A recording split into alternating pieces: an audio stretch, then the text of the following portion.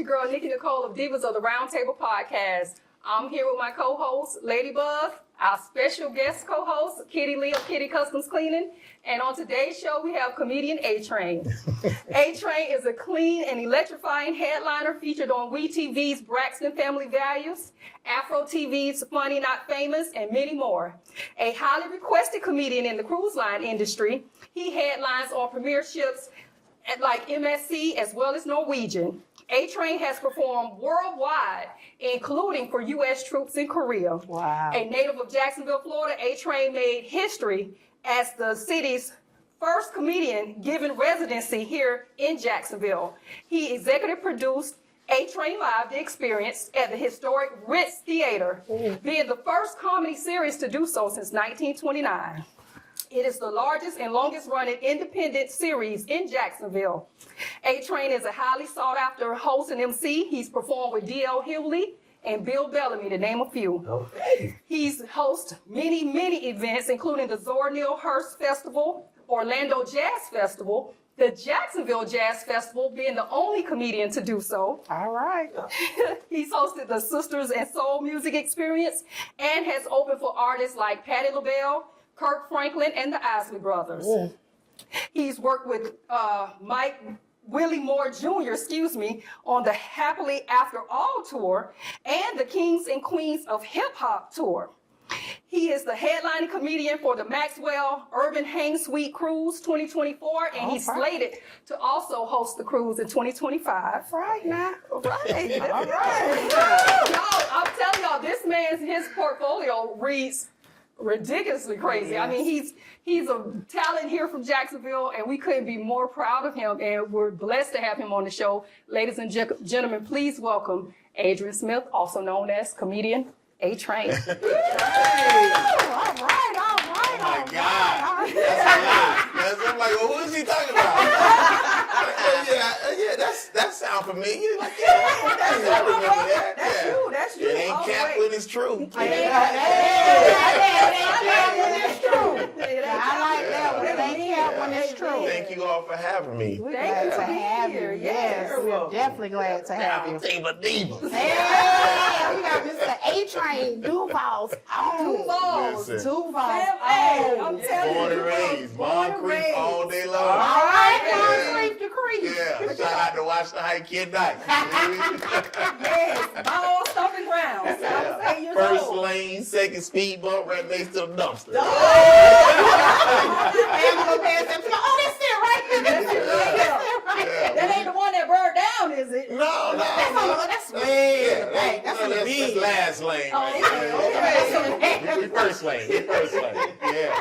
We used to walk the Rains pool, but we rode a bicycle back home. You know what I'm talking about? That wasn't my height, was It was a blessing is what it was. I know that's right. It was a blessing, yeah. I figured if God could lay a ram in the bush, he could lay a bicycle in the bush. I know that's right. That's what's wrong with people today. They don't know God when they see him. Exactly. But I do. Blessing right there. God, he did. Right. So my homeboy, get on the handlebars, Greg. He's like, why? I said, because God did it again. Yeah, man. Born and raised right here, Yes. man. Moncrief all day long. All right. Yeah. So thank y'all for having me. All right. It's a pleasure having you here on the show, man. Yes. I couldn't wait for it to happen. You know, once we talked about it and kind of finalized everything, that was just like the buzz, man. We was getting things going. Everybody was excited. From the divas all the way down to the producers, man. We asked Kitty Lee to come in. Yeah. Because our other co-host, Spicy, she's actually on the road. You know, she drives trucks. So we asked Kitty to come in, and she was ecstatic about it. All right, Spicy, get it together. Yeah. So, She making things happen. That's right. Nice. So shout out to her. All right. Yeah. You know, I don't care what's going on and where I am around the world. You know, it's always good to be home and do things, you know, on the home front, you know, with those that's out here doing things, putting the city on the map. So, That's right. That's a good it's an thing. honor and pleasure for me to be here as well, to Yes. carve out that time. So, yeah. All right. Okay. Hey. So I just got. How did you come up with the name A Train? Let's go man. into that name. Yeah. How did you get the name? Well, I can't give it all away. Oh, okay. Give me a little Yeah, snitch. because we're working on a book. Okay. Yeah, working on a Okay. book. But I share with my sisters, you know what I mean? What happened was a mentor of mine, his little girl, she was like 3 at the time. Okay. And when we would come around, her dad would ask her, hey, did you speak to Mr. You use my government name. And she will struggle trying to pronounce my government name, and what would come out is A Train. Oh. And as a baby, you can't correct a baby. Yeah. So what we would do anytime we were around her, everybody would refer to me as A Train. Nice. And then it just began to spill out among some other people in some other circles. And then when I started doing comedy, the promoter was like, yeah, man, what's your stage name? Keep in mind, that's another story. Because my wife signed me up to do comedy. She signed me up into a comedy competition without me knowing Okay. and made me do it. Okay. So, like any good husband, you know what I'm saying? I rejected it, you know what I mean? But I ended up doing it. And so the promoter is asking me, at this competition, he's like, what's your stage name, man? I was like, I have no stage name, because I don't want to be here to do this, So I was like, you know what? I have some friends, they call me A-Train. And he was like, yeah, that's what we'll do. I like that. A-Train, coming in like a locomotive. And that's how he introduced me.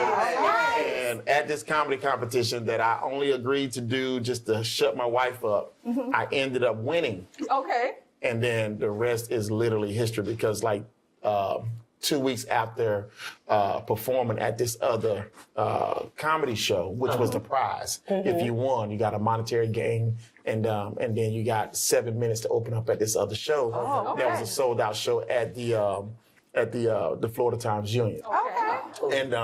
And shout out to my dude, comedian Funny Bone, and Hey, that's my homeboy. yeah, That's cousin my Wayne, and they put that show on, and that's where I got my start on their platform. Nice. And so I participated in that, and did my thing. And literally after that show, the calls and the bookings were coming in. And then 2 years later, I was on the road with Dia Hughley. It's like wow. That's a blessing. So that's how that name started. Okay. Yeah, people think, are you from New York? I'm like, no, but I'm a jazz enthusiast. I know the quickest way to Harlem is on the A train. Yes, yes. Yeah, but nice. but yeah, that's how that name came about. Okay, interesting. So what your wife thought you would just be funny in family gatherings, or how did it work? Or she thought you could get on stage? My wife she's exactly that. Okay. She's a wife.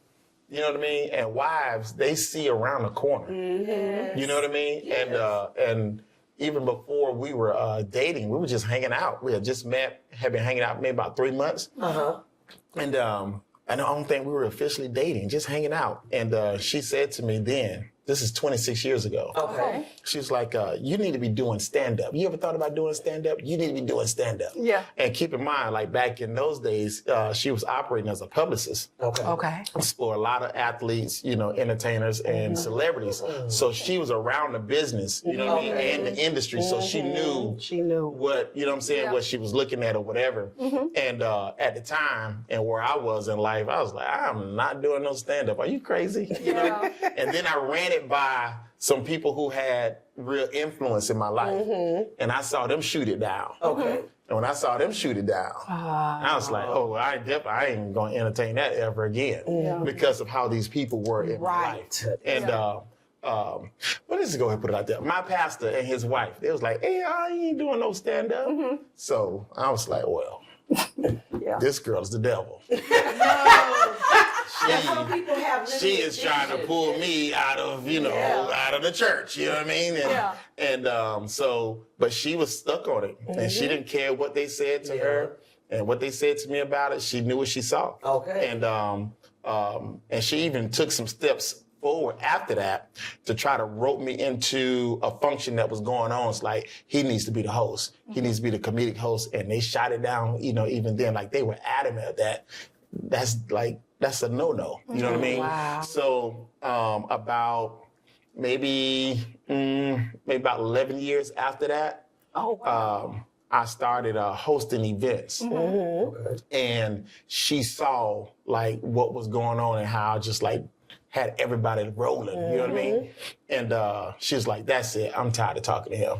And that's when she signed me up in this competition that was coming through town. Let me It was a ask you this. showcasing competition. Let me ask you this: with you say your pastor and I guess the first lady. Do you think because most of the larger, more famous comedians are worldly, or and use a lot of profanity and stuff like that, that's why they shot it down because of their take on comedians not thinking that you could be a clean Yeah. comedian? Because I like your take, people, there's a statement that says the purity of heart only sees purity in others. So that's very noble of you. When I'm gonna just shoot it straight and keep it real here with the divas. Round table. Give us a roll. People judge things based on their limited understanding. Yeah. That's Yes. what I was thinking. It's not even that deep. Yeah. It was a situation where that particular environment that I was raised and reared up in, because I was raised at Kojic. Oh, okay. You know what I'm saying? So Okay. it was deeper than, well, maybe they have never heard of a clean comedian. No, it's deeper than that. Right. It's Okay. like that's worldly. Period. You know what I mean? That's it. Ain't no such thing as a clean version. Right. Like, what is that? Yes. And keep in mind too, like 26 years ago, comedy really wasn't what we see it and know it to be today. Right. Yeah. You know what I mean? Because 26 years ago, Def Comedy Jam hadn't even popped off yet.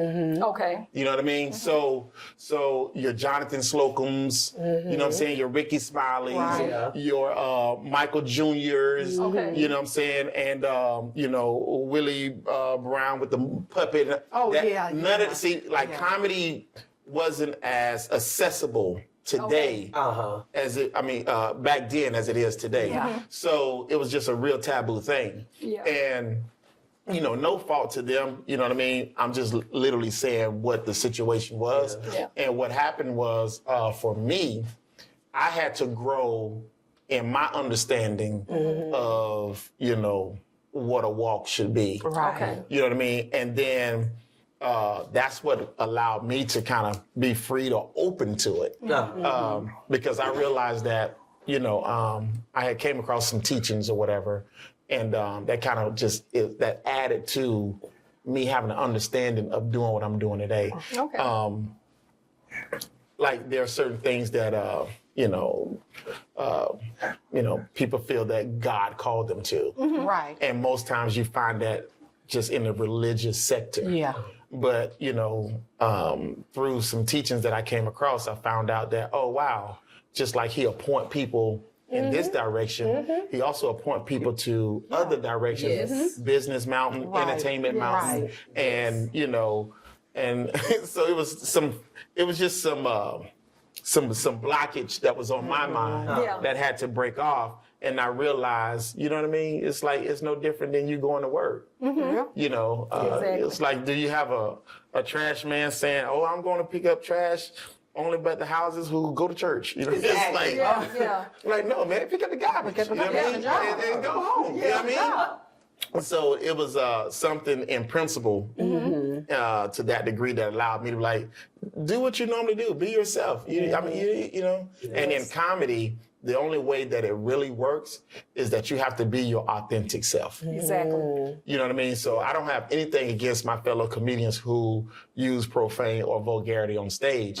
If it works for you, have at it. Right. But as for me, I don't really look at it like, oh, you're clean. You're like, no, I'm just me. And if I don't talk a certain way off stage, then I can't get on stage and try to carry that out, because you can have the perfectly written joke, but if it's not you or coming from a real place or authentic place, the crowd will be like, it still won't hit. Like it's something missing. You know what I mean? And then you get me up there to cussing, and because I don't curse, I put cuss words with the wrong cuss word, and I blow the whole joke. Right? Like, what did you say? You know what I mean? Yeah. So it's like, it's important that as a comedian, you have to be yourself on stage, whoever that is. Yes. You know what I agree. mean? So that's where I am with the craft. I mean, because people like to, if you're not careful, like, they do it out of love, and quote unquote support, but you have to be careful not to have people boost you up or put jumper cables on you, because while they might be lifting you, so to speak, in this area,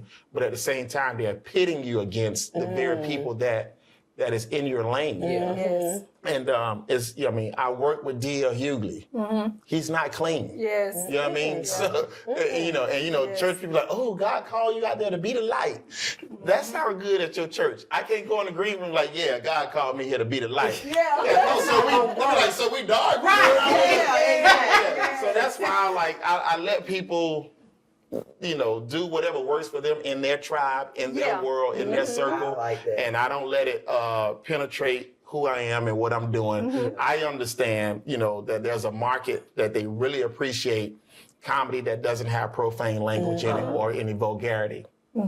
I'm not out here with a banner saying, yeah, I'm a clean comedian. Right. Well, if that's the case, you just put a glass ceiling on yourself. your bookings. Yes. You know what I mean? Because what are you going to do when they need a host for the Kings and Queens of Hip Hop Tour, where DMX is the headliner? Yeah. This is a hip hop crowd in arenas. Do I I'm a clean comedian? No, I'm a comic. Right. Yes. Yes. You know what I mean? And then when I go out and do my thing, they're wild and they're pulling me to the side when I come off stage. Like, hey man, I noticed you didn't curse. How you did this without? How you wrecked this whole arena? I've had rappers say, hey man, hand of God on you, bro. And then they go out there and it's, but they pulling me to the side saying, hey man, you special. They like, we come out the green room just to watch you every week do what you did, and it's like, but I'm just me, you know what I mean? And DL, he gets excited. He's always encouraging me. Promise me you won't change. Promise me you won't change. He's like, he get a kick out of me doing what I do and the way that I do it. He'll have the whole green room. Watch Trey. Watch what he do. I told you, it's like, and they get a kick out of it. So I'm fortunate to be around people who understand what it is that we do, which is comedy. Yes. Yes. And your religious belief and your personal, upbringings and morals and standards, that's for you, but you can't let people put it into your space because they don't understand what they're doing at the same time is limiting you. Yeah. Right. Exactly. Yeah, don't put you And that's why I can do, I'm not talking about like in a course of a career. I'm saying like within a month, I have a corporate gig. Okay. Get off that stage, go do a church. Leave the church, go do a cruise ship. Okay. Get off the cruise ship, hit a comedy club. Get off the comedy club and hit a festival. Leave there and then go and do a charter school. You know what I'm saying? So it's like your craft, and if you're good at your craft, that's what allows doors to open up for you. Not when you try to get to this, You didn't put a label on yourself. It sounds like not using profanity actually opens you up to larger venues. To different type of Just venues. diversity because overall. now you can go anywhere versus if you were known and you were using profanity, they might be scared to book you at certain, for certain events. Yeah, and that happens. And not to, I wouldn't say what you're saying is incorrect. I just say it's incomplete. Okay. Because you know what gets you to booking?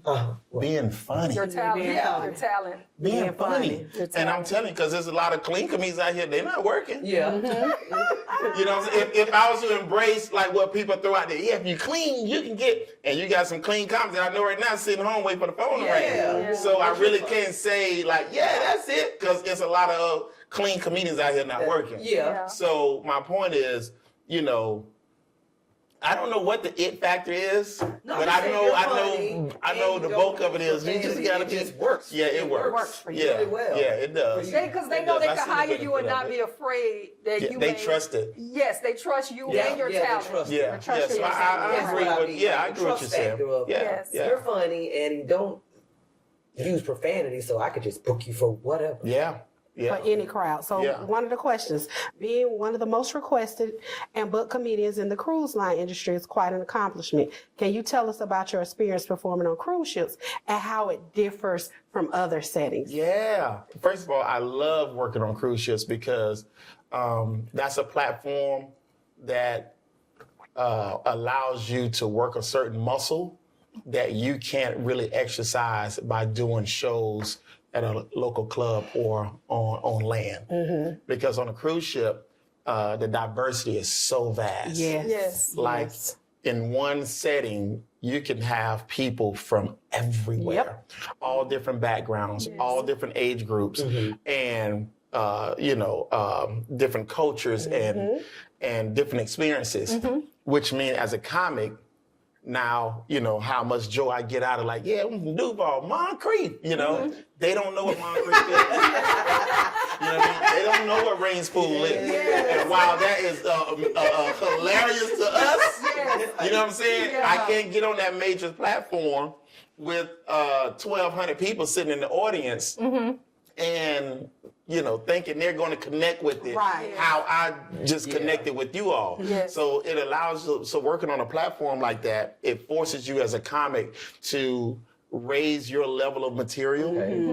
You know what I mean? Because when you're performing on land or at a local club, we deal with a lot of what we call low-hanging fruit. You know what I'm saying? I can just talk about Moncrief. And I got him. You know what I'm saying? But on the ship, I got to come up, on a global platform, really. And I can use my Moncrief joke, but now I got to package it in a way to where they can relate to it. Because you want them to connect. So that's why I really love working on platforms like cruise ships because of the diversity. Because every country could have a Moncrief. Every city around the world has a Moncrief in their area. So as a you comic, make it universal. Exactly. And as a comic, it's my job to flip it in such a narrative where they understand their local Moncrief. You know what I mean? And the things that pop off on Moncrief. So I love that. And it's a muscle that it just allows us to have. I saw you on a cruise and you were hilarious. I appreciate that. I really did. I appreciate that. I knew you were from Jacksonville, but I could never get to you. I just saw you, performing. That's what's up. See what the liquor package do? That's all. They have me in the audience just laughing. So let me ask you another. What are your thoughts on the audience members out of hecklers that, they take it too far? Oh, well, first of all, if you're getting heckled, it's because you're not funny. Like they can't laugh and heckle. Yeah. So I don't really I don't have like a lot of stories of being heckled. That's best. But like because of the capacities that I'm mostly performing in, like the cruise ships, and you used to have like the ship you saw me on, they used to have like 11 o'clock show. You know what I mean? And by then, they've been out on that island drinking. All the time. They was drinking when they woke up. They started off with the Bloody Mary, you know what I'm saying? And then by 2 o'clock, they got 3 drinks left on their 15th drink. You know what I'm saying? Exactly. Yeah, so when they get to port, and now they run around drinking that tequila or that white Hennessy, you know what I'm saying? And then they come at your show at 11 o'clock at night. Listen, you bound to have some type of outburst. But then, because of the environment, you can't view it as heckling. It's just the show. You know what I mean? So that's, I don't know if that answers your question. I got it. Thank you. Yeah. You got something for them, Kitty? So do you really I just want to know the difference when you're doing your own show and then when you're hosting. Yeah. What's the main difference in those and which ones do you really like? You want to have them both because again, it's like being in the gym. You know what I'm saying? You don't just want to work on chest. You know what I'm saying? You want to hit them traps. You know what I'm saying? You got to hit them legs. And you want the full body. Right. And you got a lot of people. They look real good with my bed. Right. And it's a lot of things that you can cultivate as a comic in the role of a host. You know what I mean? Because as a host, most times, like if you're hosting a comedy show, you got about 7 minutes when you first come out. You know what I'm saying? You hit them with the 7 minutes, introduce the next act. You know what I'm saying? If you're hosting a concert, like an arena show, you're going to be on stage at least 5 to 6 hours. Okay. Because it's a lot of downtime in between each band and set up, you know what I mean? And as the job of the host, my job is to distract you from breakdown and setup. Okay. And, you know, I'm not the DJ. DJ spin music. You know what I'm saying? You have a lot of people hosting, but it's like, we can just hire a DJ. We don't need you if you doing what the DJ do. As host, my job is to entertain you and keep you entertained, hyped, and busy and laughing, because as a comic, you know, comedic host, I'm gonna have you laughing. So it allows me to develop material, you know, in that little window. And then you take some of the stuff that you did in your hosting, and then you can stretch it out and build on it or add to it when you're featuring or when you're headlining. And it's like, you ever seen a comedian where it's like, man, the last guy, because people don't understand headline features and openers. They be like, the last guy, he wasn't as funny as the first guy that came out. We enjoyed that first dude. They don't understand. The first dude had 7 minutes. So he take all of his big jokers, deuces, aces, you know what I'm saying, kings, and he gonna pack it in that 7 minutes, and he hitting you with all closing. All closing, we call them closers. He hitting you with all of them. Boom, boom, and he's out. And y'all like, oh my God. Now you take that same comedian and give him more time. Say you don't have 7, now you got 30 minutes. Now he got to throw in a whole bunch of face cards, and you be like, well, where did get that? Ain't him. Like those people, when you think about it, you see them on TikTok and they do the little skits, and you often wonder, are they funny for a long time, or are they funny for just 90 seconds? You know what I mean? That's that 90 seconds of fun. You can edit anything, chop it up for a nice little 60 or 90 seconds, but can you do 5 minutes on stage? So that's what that's the beauty of operating in certain roles, because it allows you to you know, to develop some material, and then it also keeps you sharp, you know what I mean, in other roles as well. Yeah. So I love doing I got a question real quick. I see you've had the opportunity to open and host. Y'all had some good questions. I almost feel bad because I love comedy. I'm like, don't nobody want to hear this but me. You know? I just want to know, like, you've had the opportunity to open for well-known artists in like jazz, gospel, R&B, hip hop. What is your most memorable experience that you can name to date that you've had, or is it several of them that you've had? Lessons you've learned from that? Yeah, I've had several, and not just opening or performing. Some of them, you know, some of my most memorable moments have just been from being in the room, you know, and a fly on the wall. You know what I'm saying? Of course, you know, sharing the stage with people that you grew up watching on TV. Right. And then to look up and you're sharing their platform with you, or better yet, they've offered to share their platform, which is a whole nother level different thing. You know, humility that kicks in. And so I've had that, you know, that awe moment. And then I've had moments where, you know, now you're looking at these people that you looked up to, and you see them complimenting you on your craft and your joke. You know, like, man, good job. Like, you killed it, you ripped it. And you're like, really? You know what I mean? And so that's a feeling that, you know, you just can't replace. And then one of the ultimate is having these people that you idolize at some point come to you and say, hey man, what do you think about this joke?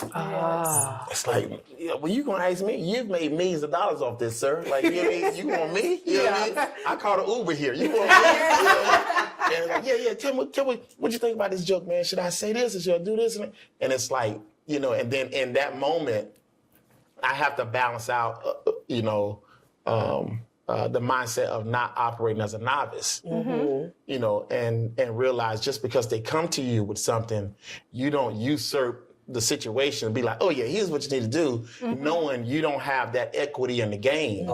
Because a lot of times people confuse proximity with associate. Like just because I'm around you don't mean that I'm on your level. Yes. You know what I mean? Yeah. So what I have to do, when I got approached by some comics that I, really, admire, and they've asked me about their material or a joke or a bit, I spin it around as opposed to like answering it all together and moving this. I go back to something that they already do or have done, or is their voice, their style, or some information that they've shared with me. I give it back to them. So really, it's you revamping your own stuff versus me operating as a novice. Like, oh yeah, he asked me. Yeah, I like. Shut up. You know what I mean? Like, so I've had those experiences, and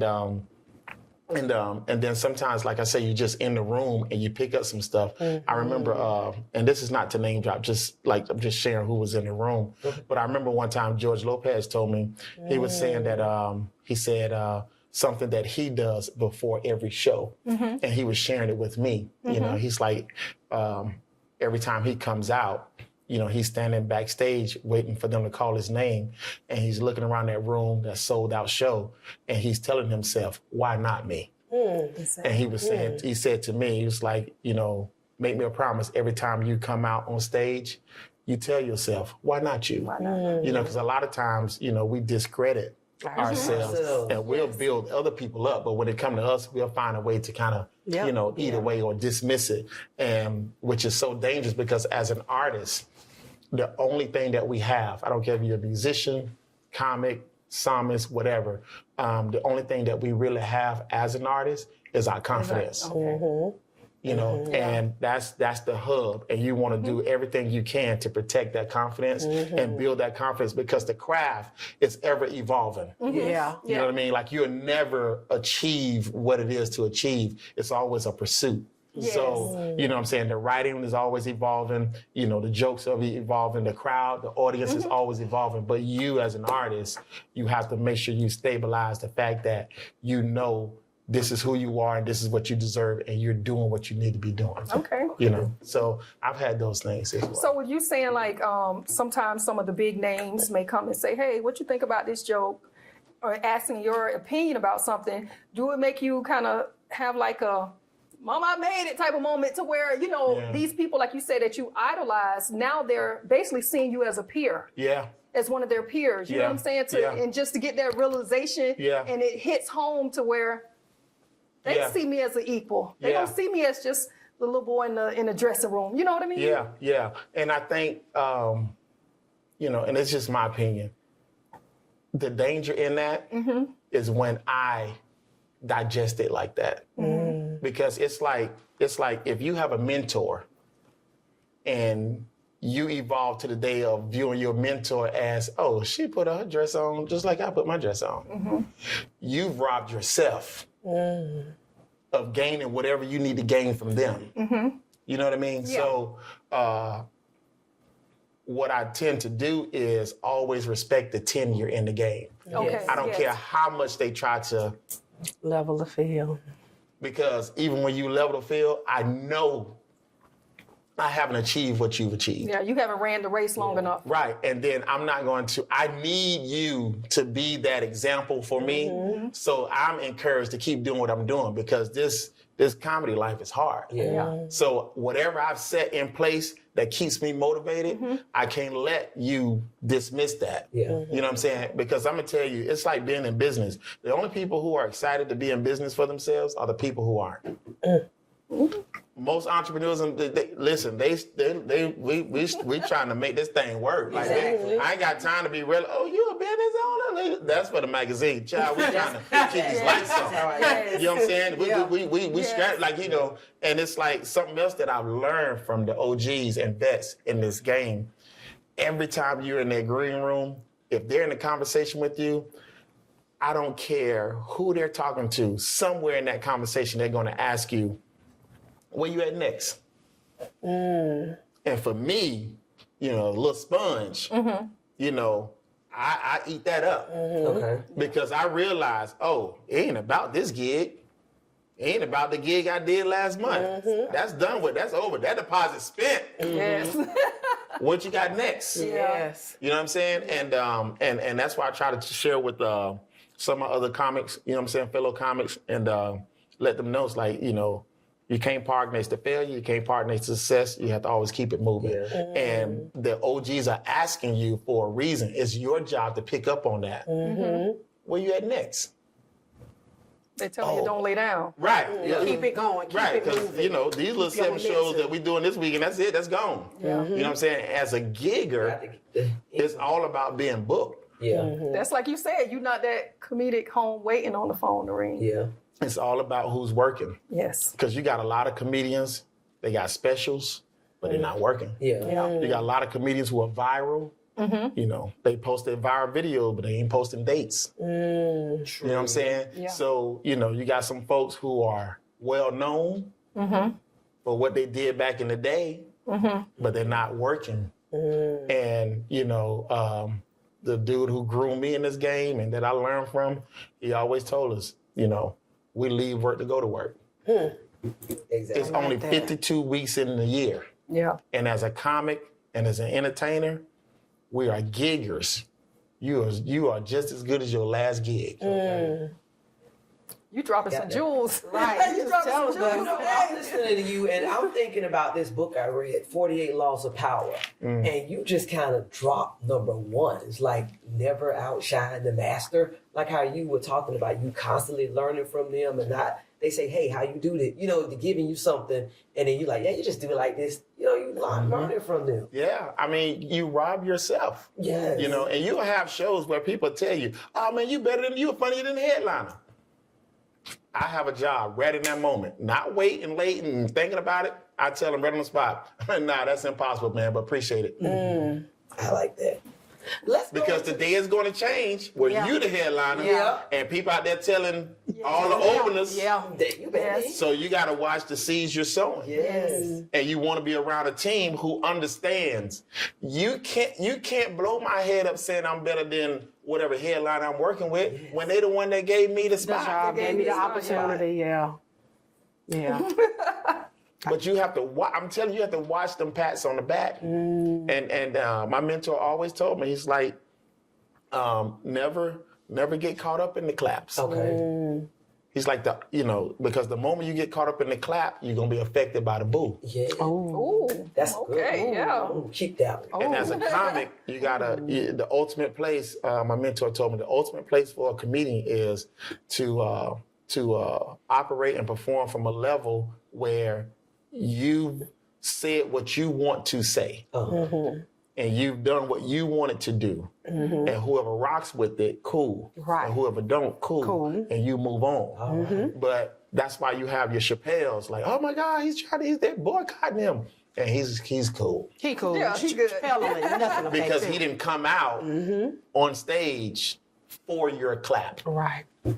And I'm telling you, it's a hard thing to climb. But once you get there, you don't ever have to go back.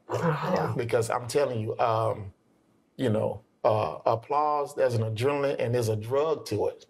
Like things are happening in your body that cause you to get addicted. And then you'll start doing things where you're operating as a hireling because you're doing it for their approval. Yes. Okay. I'm learning. I'm telling you, I'm listening. And that's why when Yeah. people I love it. sometimes, when fans or the people, speak up against or say something against, that's why a lot of those stars fall so hard. Yeah. Because they were living basically for the kudos of the fans instead of Yes. just doing their thing. Yes. And you said you seen me on the ship, and I guarantee you probably heard me say somewhere in my set because of the audience that really, because of a certain demographic that made up that audience, I'll let them know in a minute.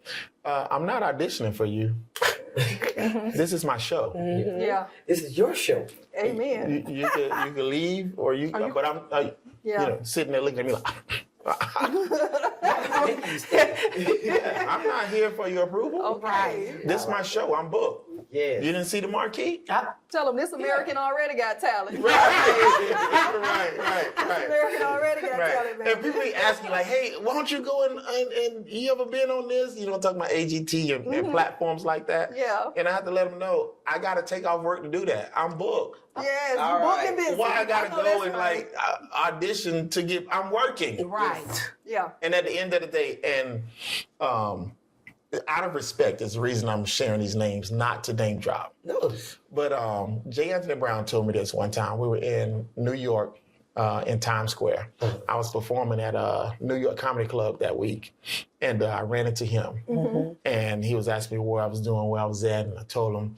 And he shared with me, he said, make me a promise. He said, promise me that you won't forget that this is as good as it gets. And I'm looking like, what? Like, I'm trying to, you know what I mean? Yeah. And he said, no, hear me out. He said, you're on the road, performing before a group of people you don't know, and getting compensated for it. Simply for sharing what you feel like is a gift. He said, that's all this is when you boil it down. He said, now, you can become more of a household name. You can, make more money. He said, but all that caters to your ego. He said, but when you boil it down, this is the gig. Yeah. On the road, before people you don't know, performing, getting paid, sharing your gift. This it. Yes. He said, so many people, they live their entire career chasing something only to get down the road and realize, oh man, I missed and overlooked exactly what this was about. What it was, yeah. And so I've always, so since that day, I became very passionate about my now. Good. Yeah. And I'm very protective of it because truth be told, this was just pillow talk one day. This was my wife saying, you know what you could be doing? And then if I was to really be honest, what I have experienced and what I'm in the midst of now, I hadn't even, envisioned it. Yeah. Yes. So I've surpassed what I even thought I could do. Yes. Why? How is it? Like, answer this. What I look like slapping God in the face with what people call 5-year goal.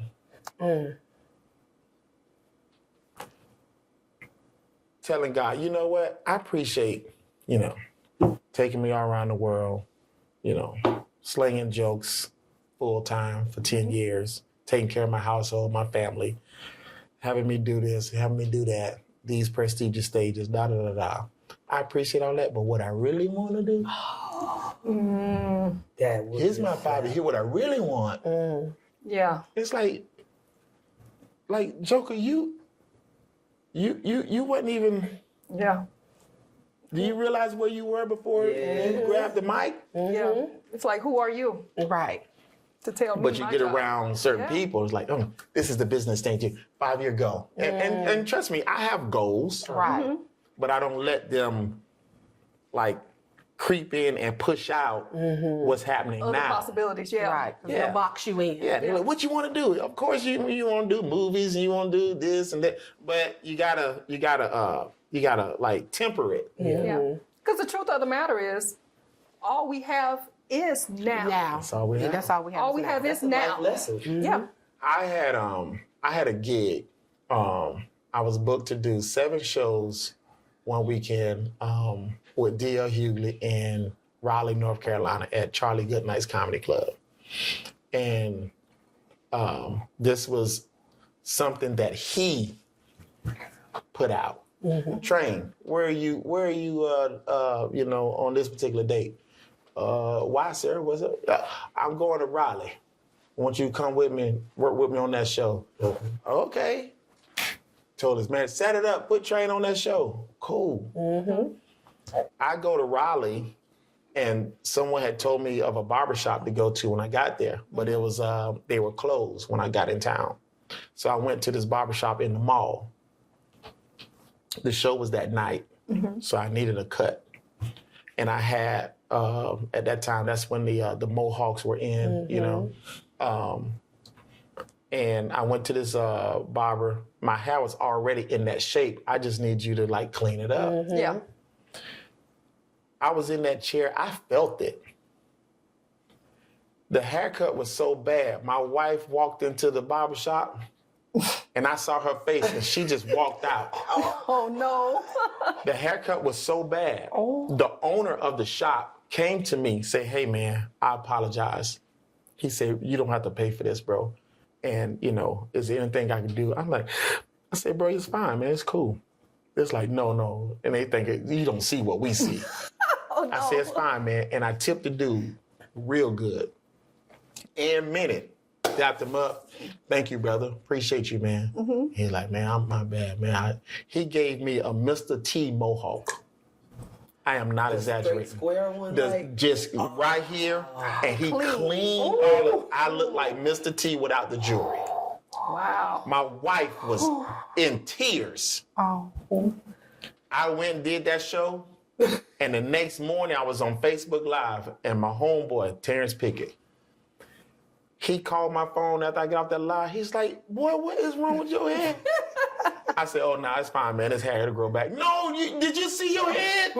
I was like, man, it's fine, man. He said, no, Train, bro, what is happening? I said, man, it's cool, man. I said, do you realize what I'm in the midst of? I said, one of the original kings of comedy, D.L. Hughley himself, who phone number runs from the White House to the lowest level comedian you can have around the world. His Rolodex is heavy. He had 7 shows planned this weekend. And guess who he asked to come and perform with him? Me. Yes. I said, I refuse to have God look back on these 72 hours after doing something this monumental for me. And when he go back over the records, he see this awesome blessing that he bestowed upon me that anybody in the world would love to have had. They would have did it for free, but you're getting paid to do it too. Yes. And paid like you're not an amateur. He's paying me well. Okay. And only for God to look at like these 72 hours and saw where I complained about a haircut. A haircut. I said, bro, I would have did this show bald headed. Yes. Yes. I said, do you not know what I'm getting ready, like what I've been afforded? Yes. From here on out, I can literally say I've worked with or opened up or performed with, and that alone brings in It's open. It opens perpetual doors. leverage. Yes. Yes. But you want me to overlook all that for a haircut? A haircut. I'm passionate about my now. I say, bro, I'm fine. And I don't want to hear no more about it. He's like, all right. For real. Sometimes you gotta just let them know. And I'm sharing that to let you know, when I say I'm passionate about and protective about my now, because I realize where I am and what's happening, in this moment, there was a time where I didn't even fathom, like in my own imagination. And who are me to say, but what I really want, I want to work with, Quentin Tarantino. Now I really see the reason for this book, and I'm ready for you to come out with it. Listen. I really am. Listen, I didn't mean to get into no, but you saying that, and I'm sitting here like, a few months ago, I never thought I'd be sitting here having this show. Yeah. Right. With you sitting here. Yeah. Yeah. I mean, this is And I'm living in the now. living in the now. And it feels Living in the good. now. Living in the now. I appreciate you. I appreciate you all. Yes, I appreciate you. For expanding my now. And it's just your humbleness, your humility. You haven't let this change you. You still, because sometimes when people get elevated, they forget everything. They forget about the simple things and the basic things in life that keep you and kept you going. Yeah. So you still stay grounded, and you still keep your humbleness, your humility, and you still keep your heart pure. Yes. So that's the blessing of it all, that you're able to keep your heart pure and focused on your purpose and what God has for you. Yeah. I appreciate it. But you know what? COVID taught us this is the only way to do it. It really did. When that pandemic hit, it leveled everybody. Yes. Wasn't no big eyes and little U's. It was like, girl, you got some toilet tissue? Do you got some Clorox wipes? Wasn't no big eyes and little U's. Nobody had tissue. Yeah. Who cares what show you just did? Do you have any alcohol? Yes. We were going crazy. You got any hand sanitizer? Real talk. I'm out of masks. I need that KN95. Do you? So I'm telling you, man, like, life should show you why you should just operate from the level of humanity. Yes. Because at any given moment, them big eyes and little U's will be level. Yes. That's a You know, you was born and raised, like you say, from Moncrief, Yeah. and you are very vocal about that. Like, how do you go about showing the world what Duval has to offer as I'm far as? so glad you asked that. Thank you. Thank you for asking that. Because there's such a negative connotation with, you know, our people who are from the hood. Yes. And, you know, white America and the white media, they tend to very, like, blow it up. right. Yes. And then they make it to be where this is a narrative only applicable to this demographic of people Right. coming from this particular area of the city. Yes. And I so hate that. Because me being from the inside and only hearing the negative stuff, that yes, it did happen. Right. But I mean, who goes to a country and be like, ooh, look what America did to this race of people for 300 years. And Yes. oh, look what happened in Chicago over the weekend. Like, you find that there's a dark person who only goes around trying to find the darkness and then posterize it. Right. Yes. Because growing up in the hood, while we had issues, but that wasn't the totality of it. Right. Exactly. Because in that same hood, there were you know, OGs and hustlers. You know what I'm saying? With street credibility. Yeah. When they saw Miss Jameson walking up the sidewalk, they said to the other cats, "Hey man, put that beer down." Right. Why? Because they go Miss Jameson. Don't be drinking in front of her. Yeah. Yes. Hey man, no cussing. Hey, put that cigarette down. Why? Here come Miss Jessie. They drive past a church, turn their radio music down. down. If They they don't do listen that to no more. secular music, what you turn that down for? Man, the church right there. Yeah. That's Respect. true. That's That's true. respect. Funeral car coming down the street, everybody stop or pull over. Yep. Yes. There were codes of integrity, honor, and character that happen in the hood that never gets talked about. Right. And I love telling people I'm from Moncrief because I'm 49 as of next month, and I don't have a criminal record. No. That's right. I'm 49 next month. I've never smoked nothing in my life. All right. I've never sold anything in my life. Born and raised on Moncrief from the apartments. I've never tasted alcohol, not even by accident in my life.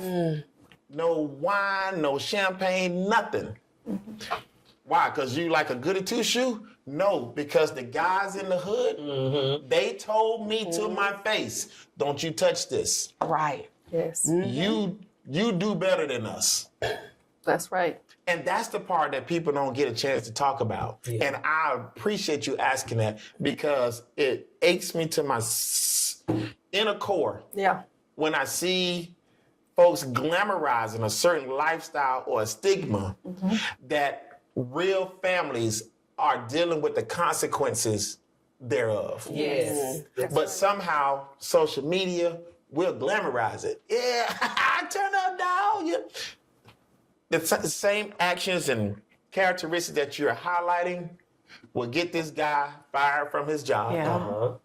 Have the police pull him over. Yeah. He's locked up. Now he can't provide for his family. Yep. And the babies, you know, end up risking being locked up and taken from their guardian because they can't take care of them. And Right. and today, depending on what state you're in, you can't be homeless without. They're gonna arrest you now. You can't be homeless. Yeah. And it's like, why do we glamorize certain things that we know is detriment to our survival? Yes. Because the hood that I come out of, they didn't operate like that. But nobody wants to talk about it. Nobody wants to put that in lights. Because see, you say you grew up in apartments. I actually grew up on Kid Knight, See what I'm around talking by about? Bailey Court. See what And I'm like I talking tell about? people, when I lived in Kid Knight till I was almost 9, and it was 2-parent households there. Come on now. You had working people. The yards was manicured. Come People on cut now. their grass. They took out their trash. Yeah. So it's a stigma now, but we grew up at a different time, and it was college people coming out of the hood. Yes. It was professionals, and you know, you had people that retired. You had older folks that went into retirement and stuff like that. People was working and making a living Yeah. in those apartments and right there in Kenite, where I grew up at. And that's why I say I'm from the inside, and we were there. Yeah. I don't have to depend on no third story. Like, no, I'm on the inside, day in and day out. Right. This was our lifestyle. Yeah. Yes. So I don't need a spokesperson who were on the outside of it trying to tell us who we were and how we operated. Just because you point at some negative connotation, well, you're right, but that wasn't the whole. Right. Because if you sit here and you look at this entire table, you all were Moncrief. We were Palmdale. Yeah. That's right up the road. Right up the road. And everybody is doing their With the good thing. date trees. I had two big date trees. With the good date trees, yeah. So you have people on the outside looking in who's pulling out this bad thing, but I'm like, I grew up, my mom and dad. Yeah. Together. My mom still lives there. Yeah. So it's like it's not bad. It's just they try to glorify that, and I think that's just to bring us down, you know. But I'm gonna tell you, Steve Harvey said something that I love and I hold dear to it to today. He said, "He who has the mic has the responsibility." That's right. So forget what the other people are saying and doing and what they like to pump up out there. The fact that you all have a microphone and a platform and the truth, Yes. it's your job to put it out there just like they put out third-hand information. Yes. So All right. he who has the mic has the responsibility. All right, so if anybody's paid any attention thus far, y'all know when we have these shows and we wrapping it up, we do our end with 10. And with 10. So today we have 10 rapid fire questions we're going to ask you, Boom, A-Train. boom, boom, boom. And Ladybug, let's get us going. All right. So if you could go anywhere, Hawaii or Alaska. Oh, wow. I say Alaska. Why? Alaska is beautiful. Okay. Yeah. There's some things you see up there only, it's like, yeah, God lives up there. It's beautiful. All right. Yeah. So seafood or Caribbean? Mm. Uh-oh. I go with the Caribbean. Okay. I'm gonna go with the Caribbean. Okay. What's your favorite Caribbean food? I like jerk. Oh. Yeah, I like jerk. And I love curry. Oh. Curry goat is the best. Wow. Yeah. Oxtails. Should I keep going? Oxtails. Yes. Okay. Turn up or chill? Chill for me because I'm always turned up. Oh. Yeah. Gotcha. All right. That was mine. Yeah. All right, I think I know this one, but I'm going to ask it. Your social climate. For the people, or every man for himself? It's for the people. All right. I'm pretty sure about Yeah. that. What's your favorite color? Believe it or not, blue. All right. Yeah. Your favorite thing to do? Travel. Ah. That's good. Yeah. If I'm home too long, I get depressed. You do? Yeah. I have to be So more. with the busy. travel, what's your favorite place to visit? Portugal. Oh, okay. Yeah. Been all over. Okay, let's Yeah. see. Would you prefer being on the water or up in the mountains? Wherever the check is. Okay. I like that. Do you prefer to be on stage performing or sitting in the front row watching your favorite entertainer? Watch my favorite entertainment. Ah. Okay. You Yeah. throwing a cookout. Are you inviting celebrities or are you inviting your family? Family. I know that's right. Good. So there you That's have good. it. Yeah. That's Yeah. A-Train's In with 10. All right. Once again, we appreciate y'all tuning in. We have Ladybug. She's been in education for 26 years. So if y'all get that call from the Nice. school telling you come pick your kids up, please go check on my girl Ladybug. And we want to give a special shout out to our special co-host this evening, Kitty Lee. Y'all know Kitty. where to find her. Y'all saw the show. If you haven't saw the show, log into our YouTube. Check out Kitty's show. Very interesting. This is a very interesting woman here. And once again, we have A-Train. A-Train, tell the people where they can find you at. What's your next thing? They definitely can find me on Instagram on the Comedian A-Train, all one word, Comedian A-T-R-A-I-N. And I'm also on Facebook on the Comedian A-Train, that's A-Train. And then my website is comedianatrain.com. And I have a show coming up August 2nd here on the home front. right. A-Train Live, The Experience. It's my birthday show. So it's going to be on the 2nd of August, a Friday night. You can get tickets for that at my website, comedianatrain.com. We got live music, Eric Carter, Brittany Westcott. You got Terrence Pickett, Gene.com. You got Comedian Hot Topic out of Dallas. And, of course, myself. And we always get the people more than what they pay for. So it's more than comedy. A-Train Live is definitely an experience. All Okay, right. that's it. And once again, if y'all think of anything involving love, peace, and prosperity meaning money, but I'm going to expand on that, and good health. Y'all be like a girl, you get the pole. Y'all be blessed. Have a good night.